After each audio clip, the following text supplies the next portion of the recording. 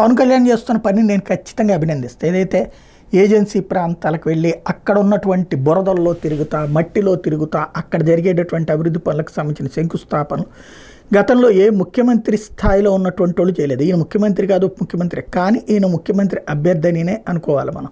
కాబట్టి ఆయన లాంటి వాడు అంత కష్టపడ్డం అన్నటువంటిది అసాధ్యమైన దాన్ని సుసాధ్యం చేశాడు.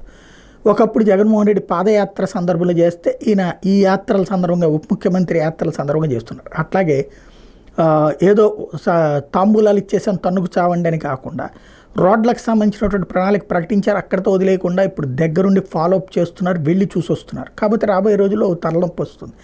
ఏంటయ్యా అంటే ఇప్పుడు రోడ్లు భవనాల శాఖ అన్నటువంటిది ఆయనది కాదు, పంచాయతీరాజ్ శాఖ ఆయనది.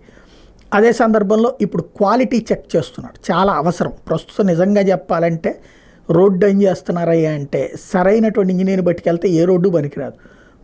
రోడ్డు అనేది గతంలో ఒకసారి వేస్తే 5-6 ఏళ్ళు పనిచేసేది. మినిమం 5 ఏళ్ల కోసం 10 ఏళ్ల కోసం అనేది లెక్క ఉండాలి. కానీ ప్రస్తుతం రోడ్లు ఏంటి, ఇవాళ తీసుకొచ్చి తారు అట్లా పోసుకెళ్తారు, దాని వెనకాల నీళ్లు పోసుకెళ్ళేది ఒకటి, దాని వెనకాలనే అదే రోడ్ రోలర్ వచ్చేసి తొక్కుంటే వెళ్తుంది, దాంతో రోడ్డు అయిపోయినట్టే అంతే. ఇది రోడ్డు కాదు, సరిగ్గా చెప్పాలంటే గుంటలు బోడ్చడాన్ని రోడ్డు అంటున్నాం ఇప్పుడు. అట్లాంటిది ఇప్పుడు ఉపాధి హామీ పథకంలో రోడ్డు అంటే అట్లా పర్ఫెక్ట్గా వేయాలి. ముందు కింద ఉన్నటువంటి తవ్వేసి ఆ పైన ఒక లేయరు రాళ్ళేసి ఆ పైన కంకర వేసుకుని ఆ పైన తారు రోడ్డు వేసుకుని ఇదంతా జరగాలి. ఇప్పుడు అట్లా జరుగుతోందా? ఇది స్వయంగా పాపం పవన్ కళ్యాణ్ గారు వెళ్ళి తనిఖీలు చేస్తున్నారు.